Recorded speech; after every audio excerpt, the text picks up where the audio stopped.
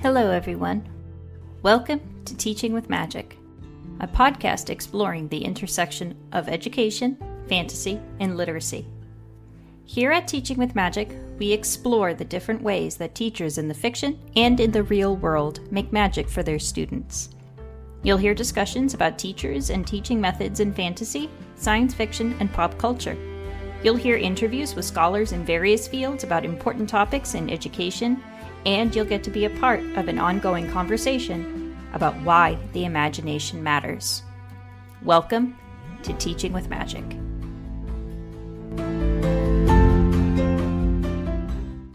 Hello, listeners. Welcome back to another episode and a new season of Teaching with Magic. I'm your host, Elise Trudell-Cedeno, and I'm so happy to welcome you back as we begin the 2024-2025 school year. It's been an exciting and emotional start to the year, and I hope you're all settling in with your students, developing new routines, and forging new relationships. Before we begin today's episode, I have some announcements and housekeeping to share. If you haven't heard already, my newest resource is now available on the Teaching with Magic Patreon. The Hobbit Activity Packet is a curricular resource for all teachers working on J.R.R. Tolkien's The Hobbit, complete with discussion questions, word studies, character studies, and journaling activities.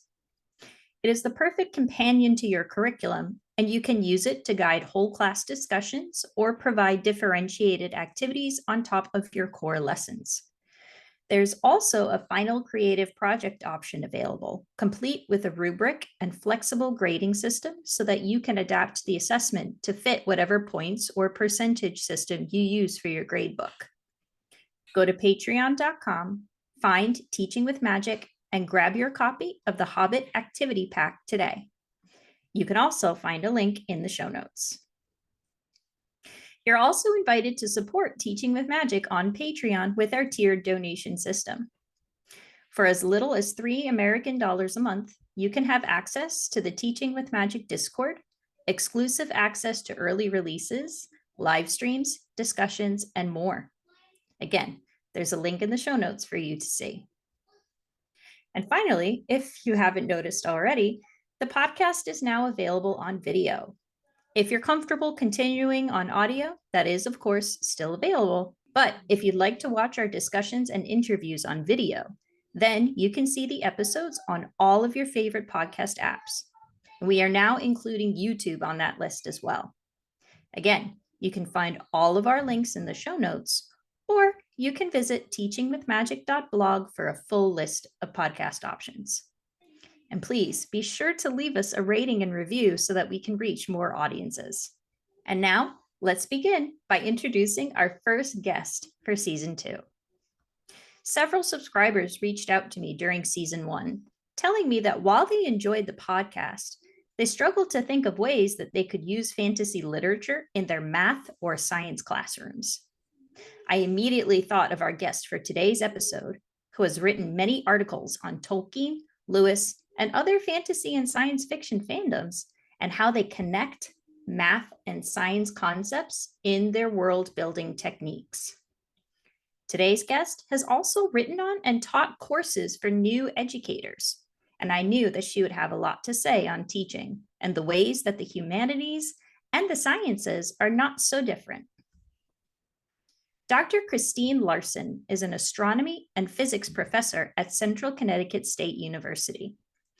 She specializes in issues related to science and society, including the history of women in science, misconceptions and pseudoscience, and the uses and misuses of science in pop culture.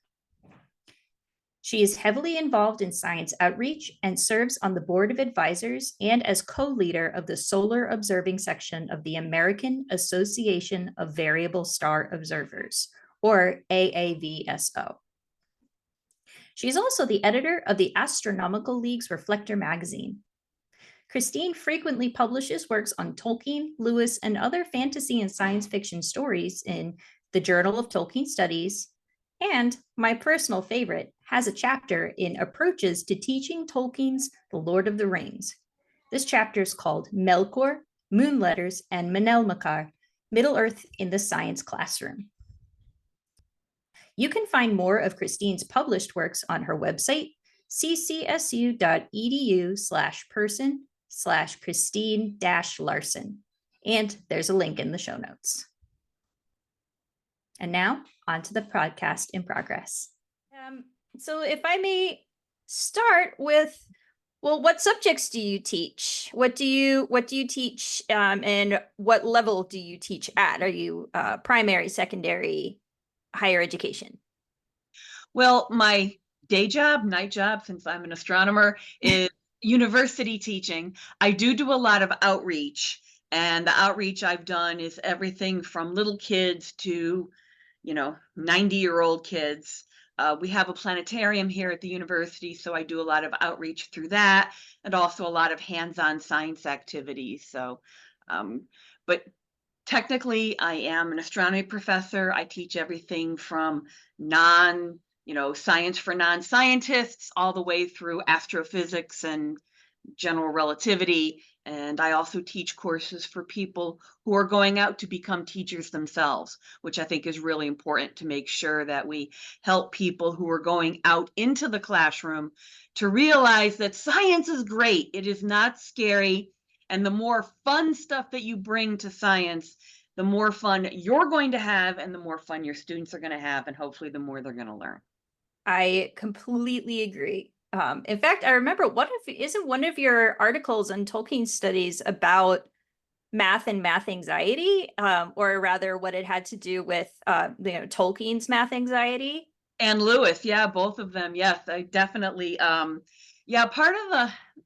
we all love Tolkien and we all love all of our favorite authors. And I think that we need to embrace that sometimes they got things right and sometimes they got things wrong. And it's always a teachable moment. One of my favorite examples that I use, this was back when Harry Potter was a little bit more popular, was the OWLS exam, the dreaded OWLS exam in astronomy. And Aurora Sinistra, which is a great name for an astronomy teacher, would give our heroes there a whole tasks of things to do, including looking at the real night sky, which is great. But one of the things that J.K. Rowling wrote in was that they had to find Orion in the sky about 11 o'clock at night around the summer solstice at the end of June. Wow. And you can't see Orion at that time of year, at that time of night, because it's a winter constellation. So what I do is, rather than just say, hey, J.K. Rowling doesn't know astronomy, she got it wrong, because she did get a lot of things right, I had students use star finders, those little wheels that you can show what the night sky looks like in any day and time. And I go, can you see Orion at 11 o'clock at night on June 21st? No, you can't. So it becomes an inquiry instead. It's an inquiry, exactly. And on the other side of that, where people get it right, the famous scene in The Fellowship of the Ring, which wasn't in the movies, of course. Boo. Damn you, Peter Jackson. Was when the hobbits are leaving the Shire and they meet up with the elves. And it's again right around midnight, around the first day of fall in late September. And they're watching Orion rise in the east. And the way that Tolkien describes the rising of Orion, first the Pleiades rise, and then the red star, he calls it Borgil. It's Aldebaran and Taurus. And then the swordsman of the heavens, Menel Makar, Menel Vagar, depending on whether you're talking Quenya or Sindarin, Orion rises. And with a star wheel, you see that Tolkien is describing in incredibly gory detail exactly how these things rise in the sky. And so it's great to contrast both the things that aren't quite so realistically right and when authors get it dead on. Right. Because it is, they're doing research, but they're also in some way, they're not experts in these particular sciences. So as good as they are, they're still, in some ways out of their depth in researching these, very difficult concepts. Right. And sometimes they're just doing creative license. There are times when Tolkien is really obsessed with moon phases. And he gets in The Lord of the Rings, really in the draft, some of it didn't make it to the final published, is that in almost every chapter he mentions what the phase of the moon is. So you can tell how much time has progressed. Right. And we know that Tolkien actually used a desk calendar that had, the one that has the new moon, the first quarter, the full and the third quarter, so that he could sort of get it right. And Mhm. so that's a really great cue for the reader to know, oh, it's been 2 weeks. Oh, it's been a month. Oh, these two chapters are taking place at the same time because the characters are both seeing a full moon, for example. Right. And that's a contrast to The Hobbit, where the moon phases are completely bollocksed up, which is unfortunate because the moon is so important because it determines Durin's Day. Yes. So, and Tolkien realized that he had flummoxed it all up. And when he did revisions to The Hobbit, he tried to straighten it out and he found that he couldn't. And at the end, he just sort of had to throw up his hands and go, my moons are in the wrong place and there's nothing I can do about it. Exactly. Yeah. Sometimes it's creative license, and sometimes perhaps the authors don't anticipate just how detailed the fans can get. I mean, we tend to put things under the proverbial microscope, don't we? Oh, In yes. many, many different ways. So you've talked about Tolkien and you're known for your work in Tolkien, but are there other fantasy, science fiction, pop culture stories that you like to use in your teaching? And then to go off of that, how do you bridge the gap between the fictional content and the very heavy factual content in your field of study? Because astronomy, I've had people come up to me and say, well, I work in math, I work in science. It's very factual. There are lots of facts and everything has to be facts. So how do you bridge the content? How do you do that? Well, there are so many books out there like The Physics of Star Trek. Mm, There is The Science of Harry Potter. There's the science of Philip Pullman. You come up with any sub-created secondary world that has any meat to it. And in order to make that what Tolkien would call a secondary world that you can, while you are inside of it, believe it. And I'm paraphrasing on fairy stories very sure. badly here, but people have written books about the science of. I mean, my last book was The Science of the Witcher of Andrzej Sapkowski's universe. And so to make a believable secondary world, you have to include enough details about that world. And that includes things like the continents and the weather and the laws of physics. If they're different, if you have magic in your world, magic is a kind of science in your world and it has rules, it has laws.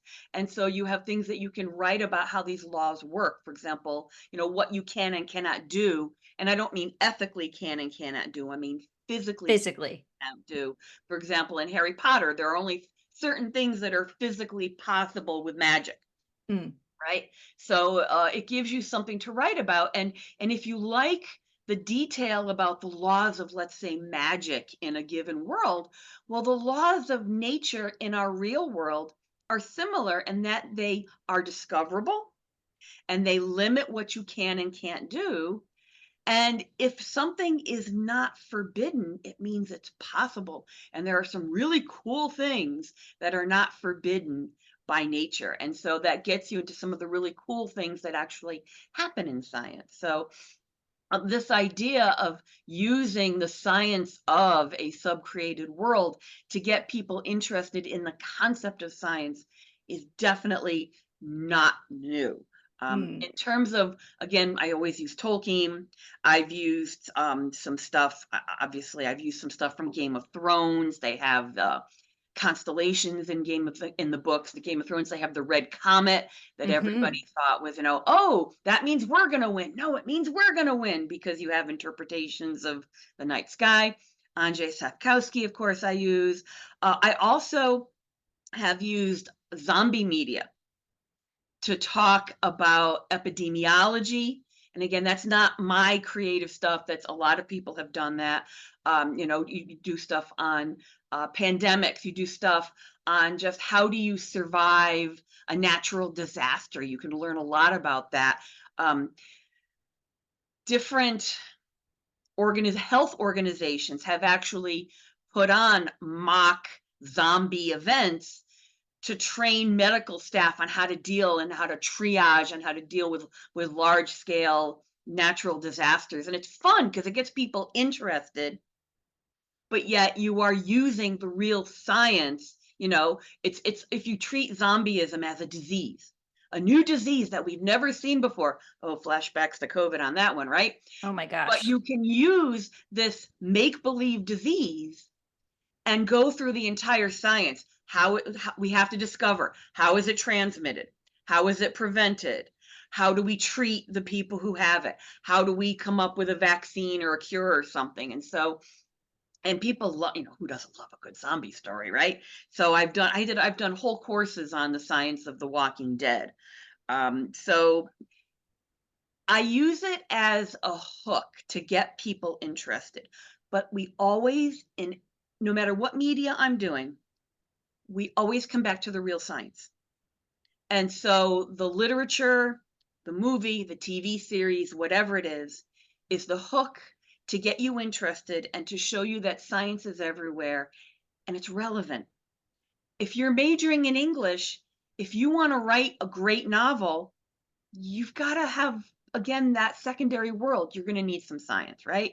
If you are an artist, right? Science. And so science is everywhere. And so that's one of the things that I want people to take away. Science isn't scary. Science is fun. Science is everywhere. And science is germane to your life, no matter who you are and what you do. Agreed. Absolutely.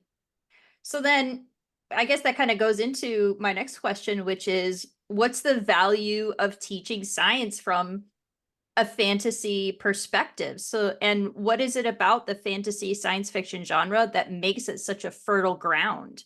I mean, you've talked about the secondary world and providing that basis, but do you have other comments that perhaps could answer this question?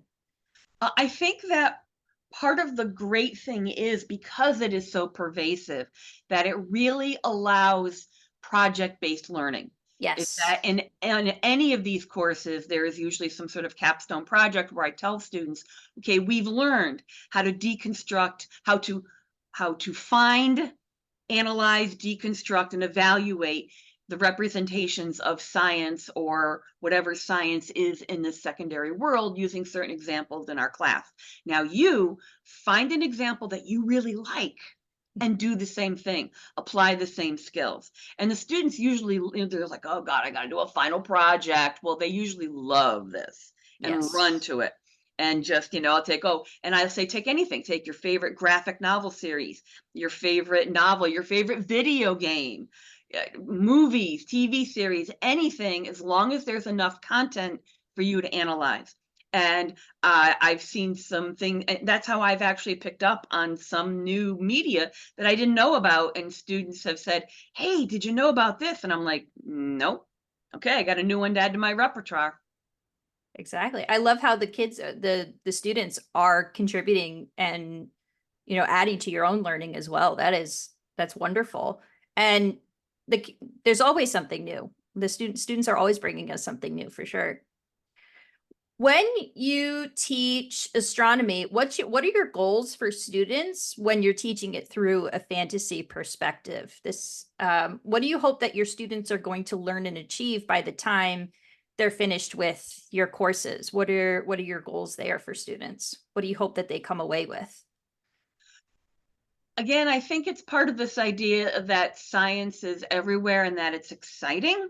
Mm. One of the best websites that I've actually found for teaching, which is going to probably strike you as strange, is TV Tropes. Mm-hmm. Because I will do an assignment like, okay, there's a trope about alien landscapes.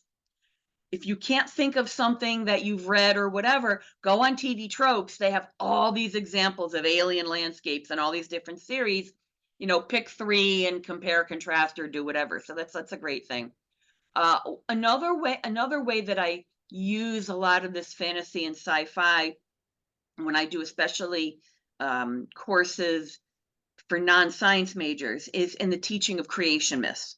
Yes. Because I think that the tension between science and religion is incredibly non-productive, and a lot of it is unnecessary. Now, if you are a flat earth, young earth, closed-minded individual, there's nothing I can do. I'm sorry, the conversation's pretty much over because we're not talking the same language. But if you're one of those people who's like, I don't know, man, science, this doesn't agree with what you're just going to make fun of whatever. And so I try to show them, I start with this idea of myth, and that myth is a very basic human endeavor. There is something in our psyche that needs myth, especially if we don't have the scientific explanation at our fingertips for it.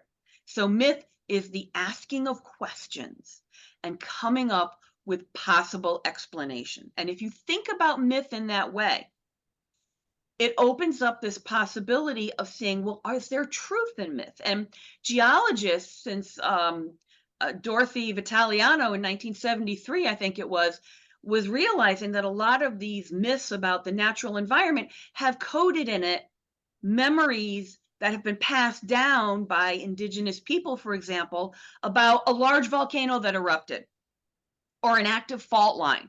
And if you listen to what these people are telling you and take their stories seriously, you can discover new volcanic eruptions that happened 10,000 years ago, or they've discovered fault lines in the Pacific Northwest that they didn't know about just by taking seriously myth that was passed down by indigenous people. So we start with this idea that myth has value. And then we talk about creation myths, people's explaining where the universe and the sun and the moon come from. But then you get this people go, well, myths are somehow, that's a pejorative term, which I'm trying to convince them it's not. But that's sort of crammed into them from their elementary education. I go, okay. They say that myth is stupid and silly, but what I believe religion is truth, either truth or at least better. And what I try to get them to understand is that it's the same sort of thing, is that religions that are thousands of years old, those are, in a sense, myths. They're encoded with information that was valuable to people however many thousands of years ago. There is ethical, philosophical, moral truth to that, because scientific truth is not the only truth there is. And to sort of give them this idea that we can, because if you start with the whole Genesis is a creation myth, they freak out, even though it is. Right. So what I normally do is I whip out my copy of the Silmarillion and I start reading the Ainulindale. In the beginning, there was Eru the One, called Iluvatar. And I read a couple of pages and I go, okay, what does this sound like to you? And they go, it sounds like the Bible. And I go, yes. And there's a reason. And then I give them a checklist of creation myths. And we see how Tolkien's creation myth fits all the boxes. And then we see how the Old Testament fits all the boxes. And it's like, that's not to denigrate that. That's not to denigrate the creation myth of any culture or any religion. It is showing that it is a natural human endeavor to do that, and it has value. And then the students usually go off and find a creation myth that they are interested in, and they deconstruct it. And then, depending on the course, I've had them actually write their own creation myth for an alien world. And I give them like a world with two moons, and one of the moons can eclipse the other moon, and some other weird stuff. And they just, again, have a field day with it, because there are parameters. They have to explain where the stars come from in their world, where their sun comes from, why there's two moons, why they have eclipses, why the moons are, whatever. And so they're learning the process and the skills in a way that is more comfortable to them. And that's what a lot of teaching science is. It's making people not get hung up on, because a lot of the way science has been taught, it's rote memorization. It's what is the right answer. Now, if I'm doing a calculation, there is a right answer. Right. But a lot of times, if you're doing conceptual things, it's more broad than that. And you're learning about the process. How do we come to understand things? And what are the general processes that happen in the universe? And that's a bit more open. I mean, there's obviously parameters. Sure. but it's more open-ended and there's more room for some creativity. What would happen if we had a star system with 7 stars? What would that look like? You can do a what if scenario, for example. Mhm. Well, if you want to do 6 stars, you can go read Isaac Asimov's Nightfall, and you can Yeah. see what happens. So it's again about comfort, and then showing relatability and the fact that science is everywhere and that everybody sort of needs to know some basic science. Right. And I think it's also interesting you point out that science does change over time because creation myths were once science. I mean, if you asked Copernicus what science was, then you asked Galileo what science was, they would have two completely different conclusions. It changes over time. And I love what you said in your chapter of approaches to teaching the Lord of the Rings. You said studying a culture's creation myth teaches students not only about the culture's perceptions of the natural world, but also about the values of that culture. Because you could have, one culture that's looking at volcanoes as part of their creation myth, but another maritime culture. I mean, those particular cultures could have different approaches to the same idea, to creation. Right. I mean, and even take something like Moana. Right. Moana has some great science in it. You've got this idea of the wayfaring, and she's looking at the stars and measuring where the stars are, and that is how the Polynesians sailed thousands of miles. And it's great that that's in there. And you also have a little bit on the creation myth of the god pulling the island out of the ocean with the fish hook, and that's part of their creation myth. And it's why do you have islands in the middle of nowhere? Well, there's got to be a reason. If you don't know plate tectonics, then god with a fish hook pulling the island out of the ocean sounds pretty good. Exactly.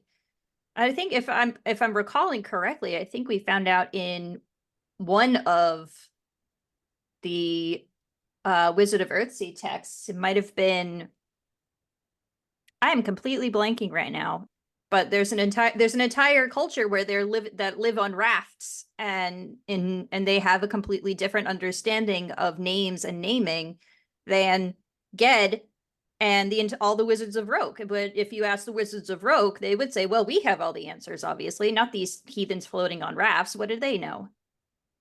Of They course. obviously know something because they've survived. They Exactly. have to know something about the natural world. They have to have some science, some skill of observation. And I think that's part of what we've lost. People, and it's a problem when people read Tolkien because they don't recognize that he's mentioning the moon phases all the time. And Mm. they don't realize that his descriptions of Orion are realistic because people don't look at the night sky.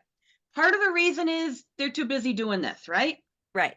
The other reason is we can't see the night sky because we have too many lights on at night. So between light pollution and distractions, people aren't getting the references. And so we are not, I mean, people always talk about, our authorial intent and reader response and all that.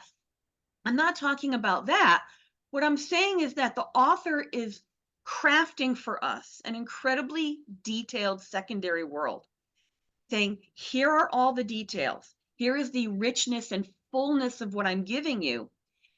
And we don't have the ability to appreciate and understand it today because we're totally missing a lot of the richness of these worlds because we're not used to going, oh, yeah, it's a full moon. The full moon rises at sunset and it's up all night. And, it's really bright when it's full moon outside. Well, nowadays it's bright any night because all the floodlights are on. So it's a very different experience, and we are unfortunately missing a lot of what these authors have crafted for us. Yeah. We're missing that observation. We're missing that ability to sit still for a long time and observe, and through the passage of time, and also through, just seeing with our own eyes how the earth changes. What are your favorite activities and assessments to practice with students when you're teaching Tolkien, when you're teaching The Witcher, or the Harry Potter series? What are some of your favorite like hands-on activities that you like students to do? Yeah, I mean, I think I've mentioned some of them, and I've sent you some links. I don't know if you can link those to your Definitely. podcast. What do we call these? Listeners, viewers, audience, Yeah. the people who are gonna, hopefully listen to this or watch this. Um, Definitely with Tolkien, starfinders, mimicking the night sky, activities about calendars and lunar calendars, and how lunar calendars of other cultures are incredible, are complicated. Tolkien tried to, well, he did create a number of calendars, and calendars are very difficult things to do. So you can talk about calendar making and cycles of the sun and the moon and the stars, and lunar calendars of other cultures like the Islamic calendar and the Tibetan and Chinese lunar calendars. And so those are some fun activities that I like to do, and compare that to The Hobbit and where Tolkien got it wrong and why he got it wrong. With Harry Potter, I like doing things on, for example, again with the Starfinders and Can You See Orion in late June. Also, there are a lot of names of wizards that have astronomical bents to them. You have Sirius Black, named after the Yes. brightest star in the sky. You have, Scorpio Malfoy. Hmm. Right? You have Andromeda Tonks. You have a lot of these different characters, and so you can actually sort of find them on a star chart and see where Rowling is getting the names from, which is kind of fun. Um, Also, she talks about centaurs and observing. And what's interesting is that there are two centaurs that are constellations: the constellation Oh. Sagittarius and the constellation Centaurus, obviously the centaur, but Sagittarius is a centaur. And in the constellation of Sagittarius, we have where the center of the Milky Way is. And she has Harry go to Diagon Alley and buy a model of the Milky Way. And so I like to tie that in with the structure of the Milky Way and also the connection with the centaurs. Also, with Harry Potter, you have this idea of there's an essay on the moons of Jupiter, Oh, yes. and so I like to bring that in to talk about the four largest moons of Jupiter that were discovered by Galileo, that we call the Galilean moons, and learn about some of the properties. And I do this with little kids a lot, have them do like a scale model. How big is Jupiter and the moons, and how far away are they? And then compare it to the Earth and our moon, and so forth, to kind of start getting a scale idea of scale, both in terms of size and distance. So again, you just sort of use these as a hook, starting with something they've heard of, and then you use it to branch off and learn more about whatever topic that you're trying to get them to understand. How about The Witcher? I'm curious to know what you've done with The Witcher. Because I'm not one, I've seen the show, but I'm not 100% familiar with the books. I'm curious what's going on with The Witcher. The Witcher actually was one of those things where a student said, "You've got to read these books." So I have to, Patrick, thank you for that many years ago. Um, the Netflix series is very different from the books, which is a problem Mm. levels. But part of it is that one of the biggest pieces of science is thus far, could change, been sort of removed. And that is, the Witcher universe is a universe of climate change. It Oh. is, and it's actually sliding into an ice age, not a hot spell. So it's the opposite. But in the books, there are these long, long, long discussions of what is causing climate change in their world. And Sapkowski uses a lot of real world science. Some of it he gets right, some of it he does a little creative license to. And what's fun is that in the books, there are these climate deniers, Huh. and which opens up this, and then other characters are like, didn't you realize that we can no longer grow grapes in this part to grow wine because the climate's changing? And don't you realize that these harbors are freezing over now and it never happened in our youth? And so it's really great for that sort of discussion. In The Witcher, we also have a comet. which people Right. interpret however they feel like interpreting it. Hmm. You have constellations. Siri is out in a desert and she tries to navigate by the stars. And she goes, I wish they paid more attention during my astronomy lessons. I'd be having a better time here. And she actually ends up going in a big circle. But, so pay attention in your astronomy lessons. And also in The Witcher, we have swords made out of iron from meteorites, which you also find in Tolkien and you also find in Game of Thrones. So it's a very common trope in medievalist sort of fantasy and science fiction.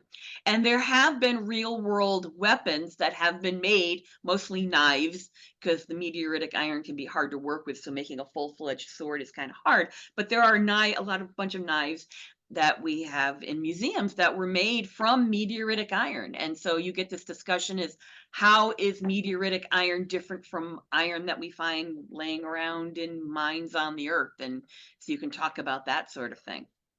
That is fascinating. I was having a discussion with one of my third graders about a week ago because he had just gone to an old like 18th century, one of those living museums. It's called Old, you know what? You're from the area. What am I saying? Old Sturbridge Village? Up in Massachusetts, Up yep. in Massachusetts, yes. And he was absolutely fascinated with the blacksmith. And he had no idea that people, I'm like, you can have that as a job if you want. Like you could be a blacksmith. And his eyes just got huge. He's like, really? I could do that in real life? I'm like, yeah, it's not just from, old timey times. It's, you could do that now if you want. And I think the fireworks were literally going off of in his head, in his cute little head. It was adorable. What resources would you recommend for current math and science teachers? You talked about how you're working with new teachers. What would you recommend for teachers who want to use fantasy, science fiction to teach their content, whether it's, elementary teachers, middle school, high school? What advice do you offer to current teachers who might be thinking, well, I like fantasy, but I don't know how to bring it into my math and science classroom?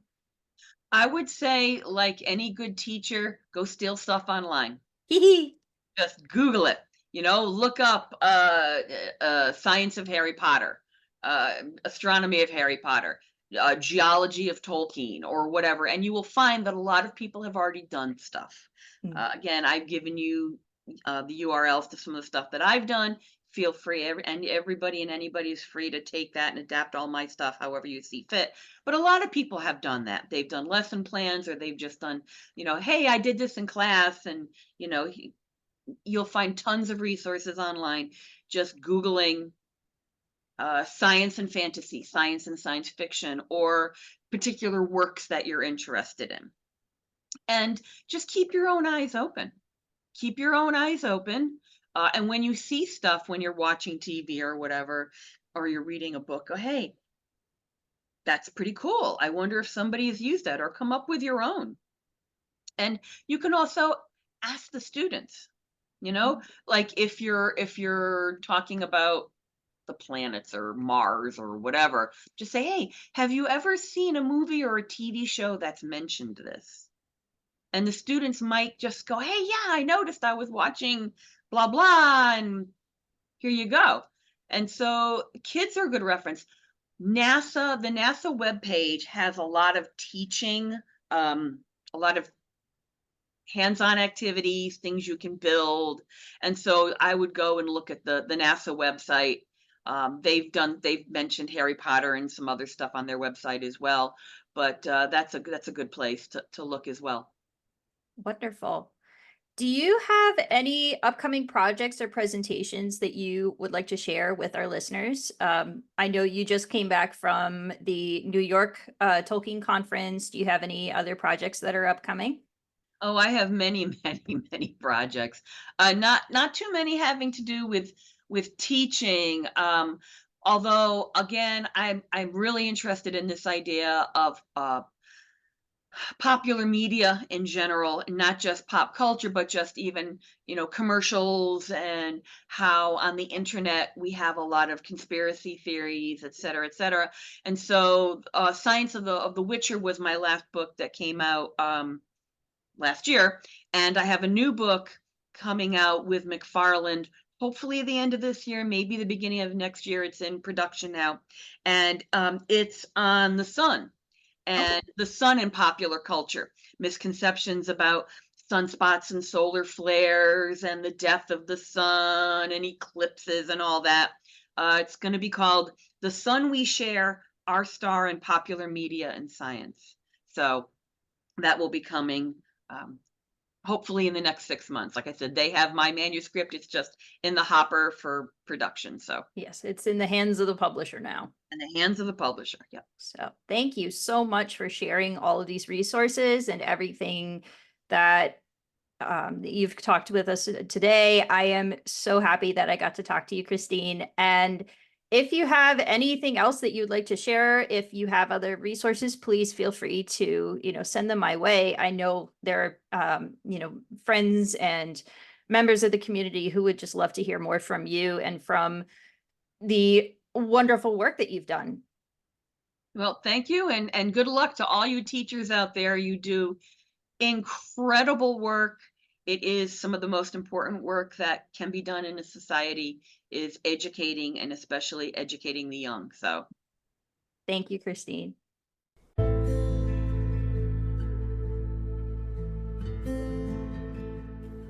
Listeners, thank you so much for joining us today. We hope you enjoyed this episode. Be sure to hit the subscribe button on Spotify, Apple Podcasts, Amazon Music, or your other favorite podcast feeds. If you enjoyed listening, please leave a rating and a review as well. You can read and find out more about Teaching with Magic by visiting our website, teachingwithmagic.blog. You can leave a message on our podcast page, read past Teaching with Magic posts, and check out our book lists on our affiliate page. We also invite you to support us on Patreon. You'll have access to bonus material, our Discord channel, live Q&As, and you'll get a sneak peek at future products such as lesson plans, worksheets, and other teaching tools. The link is always available in our show notes and the podcast page on our website. Thanks again for joining us, and as always, keep making magic.